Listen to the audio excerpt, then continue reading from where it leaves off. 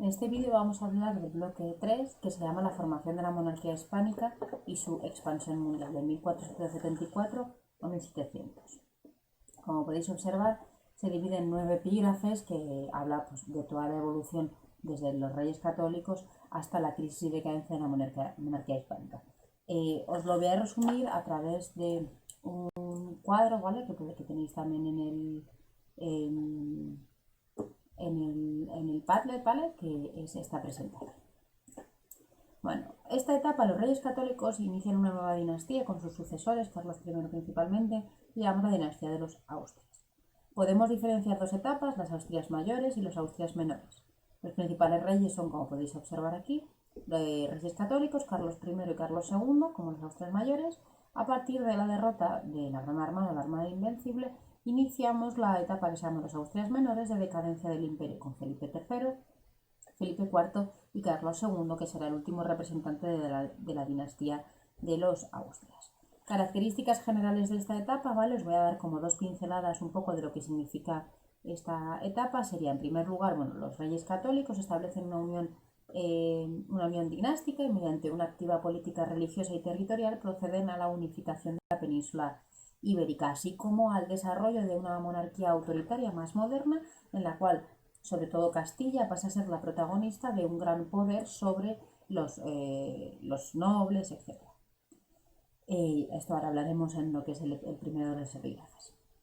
A partir de Carlos I ya es la entronización de la Casa de los Austrias o Habsburgo, ¿vale? A raíz de las relaciones relaciones matrimoniales establecidas por sus abuelos, los reyes católicos, y supone la hegemonía de la monarquía hispánica, basada principalmente en la posesión de amplios territorios, o bien por herencia o bien por conquista. En cuanto a la organización política, va a ser una versión ampliada, delimitada por los reyes católicos, con cada territorio reconociendo su propia identidad, y Carlos I va a seguir, y luego Felipe II, una activa política exterior, con guerras contra Francia, contra Inglaterra, contra los turcos y contra los protestantes. A partir del desastre de la Gran Armada iniciamos el periodo de los Austrias menores. Los Austrias menores son estos tres reyes, Felipe III, Felipe IV y Carlos II, que no tenían mucho interés en gobernar y por tanto dejaron muchas veces sus gobiernos en manos de los válidos. Estos válidos, algunos más válidos y otros menos, pues llevaron a cabo una política que no siempre fue acertada. Además, a partir de 1588 hay graves y crecientes problemas económicos. Se tuvo que declarar en varias ocasiones ya desde Felipe II la bancarrota, demográficos, como por ejemplo ataques de peste, crisis del comercio. Por ejemplo, Inglaterra entorpecía mucho el comercio con América, etc. A partir de este momento el imperio va denotando cada vez más signos de agotamiento. Obviamente el controlar grandes territorios muy dispersos y poco unidos entre sí era complicado. Por ejemplo, los válidos como el duque de Lerma, no hacía más que agravar toda la debilidad del imperio. ¿Vale? A partir de Felipe IV, el conde duque de Olivares, hizo una política exterior más interesante, pero sin embargo ya con Carlos II ya quedó claro que el imperio iba cada vez más hasta perderse prácticamente todo el imperio, y ya con su muerte sin herencia, la llegada de una nueva dinastía, los Borbones, que cambiará un poco la manera de entender el gobierno y romperá con la idea de descentralización de los Austrias. Bueno, pues seguimos así. Estos son los epígrafes, como ya hemos dicho, ¿vale? Y estos son los reyes que os he mencionado. El primero de los epígrafes serían los reyes católicos, la unión dinástica y las instituciones de gobierno. Estos son los reyes católicos. Es interesante entender de dónde vienen ambos reyes, ¿vale? Como podéis ver aquí, ¿vale? Pues Isabel y Fernando eran primos y ambos provienen de la dinastía Trastámara, cada uno en su familia. De esto hablamos un poco en el epígrafe anterior, como a través de diferentes guerras civiles en el siglo XIV se instauran en ambos reinos la corona de Trastámara. Bueno, ¿cómo llega al poder Isabel la Católica al poder de Castilla? Tenéis aquí un pequeño esquema. Bueno, Enrique IV de Castilla, hermano, ¿vale?, de Isabel la Católica, le había en el Tratado de los Toros de Guisando, después de de varios acuerdos, etc., en 1468 la nombra heredera del trono de Castilla, al parecer con la condición de que se casara con Alfonso V, rey de Portugal. Sin embargo, cuando descubrió que había contraído matrimonio en secreto con Fernando, ¿vale?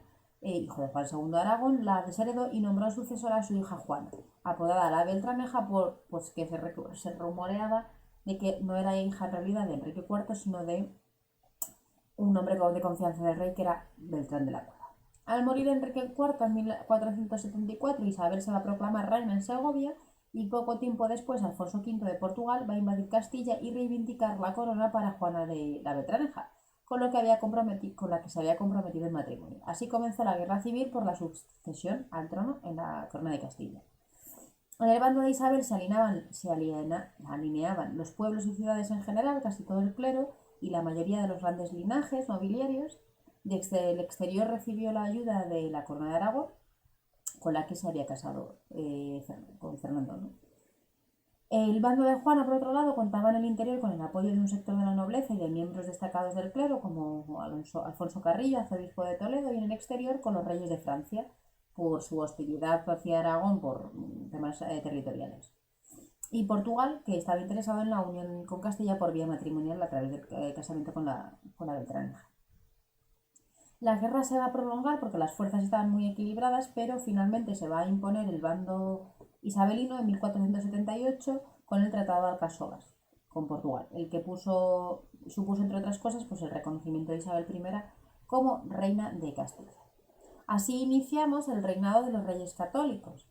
Fernando II de Aragón va a heredar por vía natural el trono en Aragón y se casaron en 1469. Así las dos grandes coronas hispanas quedaron unidas por el matrimonio de sus respectivos reyes. Sin embargo, aunque Isabel y Fernando, después conocidos como los reyes católicos, decidieron gobernar conjuntamente en todos sus territorios, según lo establecido entre ellos en la Concordia de Segovia, tras proclamarse reina Isabel, la unión de Castilla y Aragón fue meramente dinástica, ya que cada reino conservó sus propias leyes e instituciones.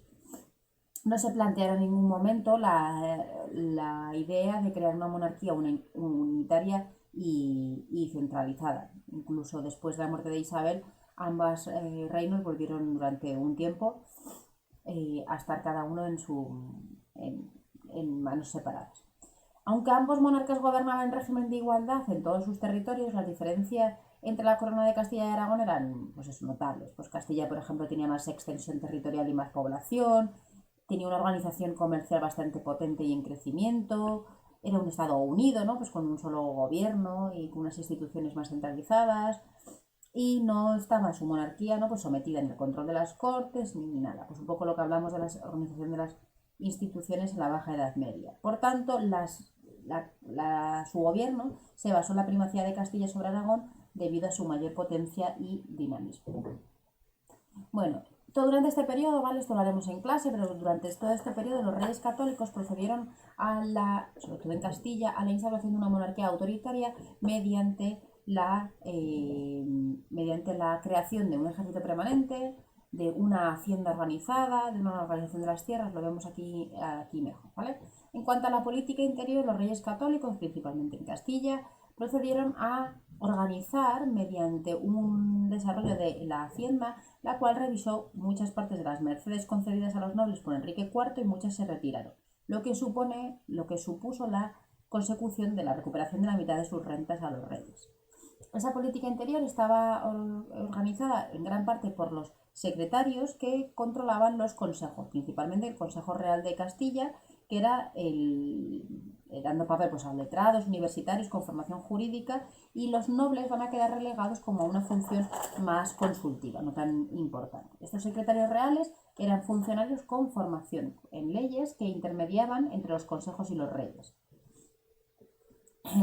Bueno, pues la nobleza se va a someter, los municipios se van a empezar a controlar a través de corregidores, así como se va a crear la figura de la Santa Hermandad, que servía como organismo policial y judicial y que ejercía también una importante labor de recaudación de los impuestos para sanear y mejorar la hacienda. Luego teníamos la parte de justicia, pues todas las audiencias o chancillerías, y y un ejército permanente, que es una de las cosas más importantes para la no dependencia de la nobleza. También se procedió a una unificación religiosa mediante la creación del Consejo de la Suprema Inquisición, que era, pues eso, con el objetivo de controlar la uniformidad religiosa, pero además tenía un papel reforzador del poder real, ya que era la única institución con jurisdicción tanto en Castilla como en Aragón. Esto va a ser importante para algo que va a pasar en el futuro. Se va a proceder a una unificación territorial, en el sentido de que hay una unificación de reinos, ¿vale? Pero lo más importante va a ser las Cortes de Castilla, ya que su papel se va a reducir. Simplemente juraban al heredero o aprobaban subsidios extraordinarios. Por otro lado, como ya sabemos, en Aragón las Cortes sí tenían un papel mucho más relevante, porque sí tenían que aprobar el nombramiento del rey por esa naturaleza pactista del propio Aragón.